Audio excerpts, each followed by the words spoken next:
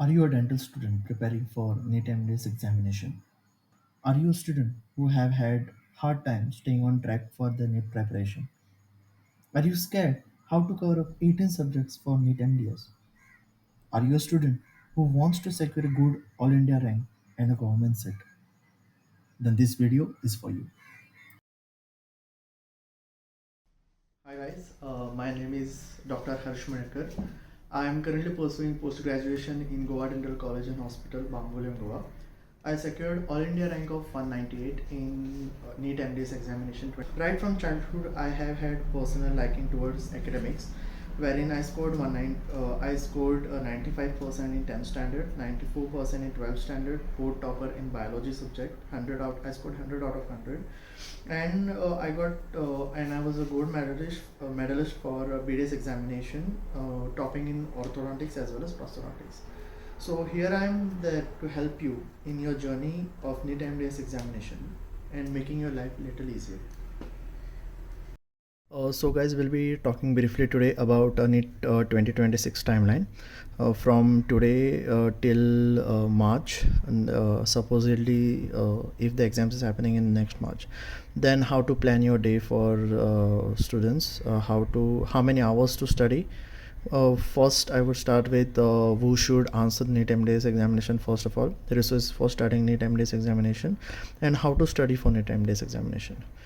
So let's talk about who should answer NEET MDS examination 2026. So all the candidates who want to do post graduation should answer NEET MDS obviously, and those who want to go into army and all, they can answer this exam too. But now the point is, you need to really ask yourself if you want to answer this NEET exam or to do PG, because if you want to do it, just not because everyone is doing or everyone says so that you have to do MDS, is not nothing like that. But make sure that your reasons are strong, because it's a long marathon that you'll be preparing for the exam, and in this marathon your mental resiliency would also be an important factor, because if you don't have a reason to fight for, you would not put in the efforts that you are supposed to put. So next, move on to a general timeline that is being followed, that we would be following is from May till next March. Okay, so say today is 17th of May and we are moving here, but as I will be speaking ahead, this would be end of this year and this would be your 2026. Okay, so revision 1 phase 1 would be in your month of Jan, revision 2 would be in the month of Feb, and final revision just before exams is in the month of March. I'll tell you in detail later how to revise and how to prepare for revision. Stay tuned for that. But now here as we can see how important. Say imagine you have around 18 subjects, and how many days, how many months, this month is almost half is done. 1 2 3 4 5 6 7. So if you're starting to study now, you can imagine how much of a less time you have, because these 3 months should be kept majorly for revision itself. So you won't be studying extremely new content in these few months. So what I'm trying to establish here is the time is very very very less. We are we think we do have time, but we do not. So now if you start from May, 1 2 3 4 5 6 7 8 months to study well, study the subjects. For how many subjects? 18 subjects. If you have started before that, well and good, but last 3 months should be revision again. So how do you study? Because if you are a person who wants to study or who wants to get a good rank, you need to know that you have to study all subjects equally and giving equal weightage, because questions can be asked from anywhere, any which ways. So now we have understood the general timeline. I have set up the base for how many months, how many subjects to be studied. Let's move on to first thing, that is resources for studying NEET.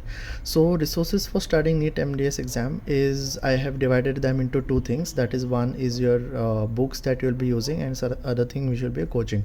So books that are available and most of the people that use is Dental Pulse, Dentist, and Neeraj Wadhwan also some use, and there are some other books which gives question answers or past papers of the past papers that have been asked in the exams, so you can refer that. I referred these to these two textbooks majorly, but there have been other resources also that I had referred to, which I'll be making another detailed video about each subject. Now the point comes about the coaching. I would suggest most of the candidates, it's not that people who have not taken coaching have not gotten through NEET MDS, but all those students who are they have a lack of discipline. No, I wouldn't say lack of discipline, but in order to stay on track. So what would be the advantages of getting a coaching is that you get the latest questions, latest question papers, test and practice questions. You get different tests, you can evaluate yourself, as well as you can compete with the competition, that is your national competition based on the national exam. So you will realize where you stand, and it is the most important thing is to stay on track and preparation. As we saw in the timeline, you don't have much time for each subject to spend on. You can't spend 2 months on one subject, because you have to cover up the subject. It's like a general idea would be, say if there are one subject, two subjects, three subjects, 4, 5, 6, 7, 8. So you can't be studying just three of these and ignore these things. So if you're studying this 100%, 100%, what if all the questions come from this section? It's not like that. So you have to aim for in first go, you have to aim for, say this is 70%, 70%. I'm not saying you are not supposed to do 100%, but I'm just giving an example. Okay, so now and another thing, it will have their test schedules, it will have their timetable, so you will be able to stay on track. So there are different coachings available, such as CDs, NEET Meritus. It is an online app, which is an excellent app again. Then there is Dr. Bhatia's coaching, then Ace Achiever. So you can do your own search. If you want me to make a video, comment down in the comment box. Now the next thing that I would want to talk about is how many hours to study. I spoke about who should answer NEET MDS. I would like to add one more point to that, because even interns as well as people who have taken drop would study for these exams. But even third years and final years who are studying their clinical subjects, non-clinical subjects, which are there for NEET MDS, they can focus their preparation along with their university exams. They can focus also for their NEET MDS examination. So that would be forming a good basis for their preparations. So now, how many hours to study? The first thing that everyone needs to know is that this is an intensive process of studying. You will be studying many subjects, learning different ways. So how many hours to study? So now people who have taken drop, say if there are if there are 7 days in a week, one day you can take rest or a half day, but rest all days you have to study. So minimum I would say around 6 to 8 hours per day, wherein say if you have just started studying today, first 7 days you slowly ramp up your hours, because it's always remember, studying for any big competitive exams like a marathon. You can't just run 12 hours per day in every day, because there will be a point of crash, which I also had suffered. So I'm telling you all, you just ramp up your time. Say first 7 days you ramp up slowly, 1 hour, 2 hours, 3 hours, 4 hours, 7 hours, and then you maintain it till it's 3 months before exams, like average on 6 to 8 hours, and then before 3 months you ramp it up to 8 to 12 hours per day, because it's a marathon. So I used to use app called as Angros to keep my it's a paid app also as well as free app. It gives you an average. I'll put a screenshot here. And then I was also using Forest app to calculate how many hours I studied. Either Forest or Angros you can try. These are both tried and tested. It's good. It's a good way of understanding how much you studied. Then if there are people who are currently working or interns, even after going for work or college, 4 to 6 hours per day is minimum that you have to put in efforts for studying. So now closer to exams, again increase number of hours, but 6 to 8 hours per day. Your resources might decrease, but from where you all study, but definitely it's worth trying. And if at all you all don't get through also, it will be a benefit for you for the next time when you're taking a drop. So now the next thing that I would want to talk about is how to plan your day. So in general, if you are planning for 6 to 8 hours per day, this can be an ideal thing, but it can be customized for you. I was using Pomodoro technique most of the times for studying, because it was kind of a constant, it's a long process of studying. So if you are taking timed or timely offs, then it's you give your brain a time for time to recover too. Then if I was getting into any study flow, as in if I'm learning a big concept, then I would study for an hour so, or take 1 hour break after that, because it matters, because some processes take time to understand, but sometimes if you're answering MCQs and a lot of difficult MCQs, then you can take breaks often, but you keep studying and time yourself, as I said. So if early birds who like to study in the morning, they can start studying at 6 to 8 hours, again get up at 6 to 8, one capsule.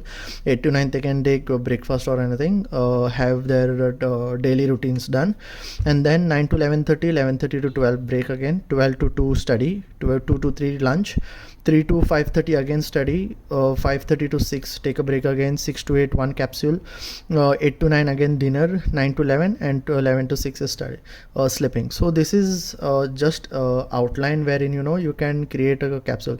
Why I am explaining you is that the time capsules that we are seeing here, so first we saw this is one time capsule where you study, this is one time capsule where you will be studying, then this is one capsule where you will be studying, and this is where one capsule will be studied, 6 to 8 and 8 to 9.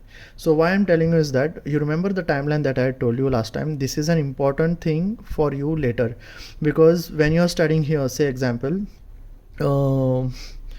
now say one second,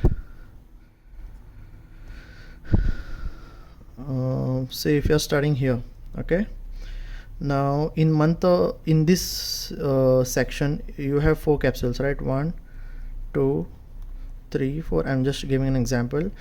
Now in all these times, like one section, second section, fourth section, you'll be studying only one subject per day, or maybe even 2 subjects. So say by general anat you are studying along with biochem, general anat again biochem. But again here it would be some other subject coupled with some other thing. But as you get closer to exams, or as and when the subjects increases, some volatile subjects also which are there, I'll make a video on how to cope with volatile subjects.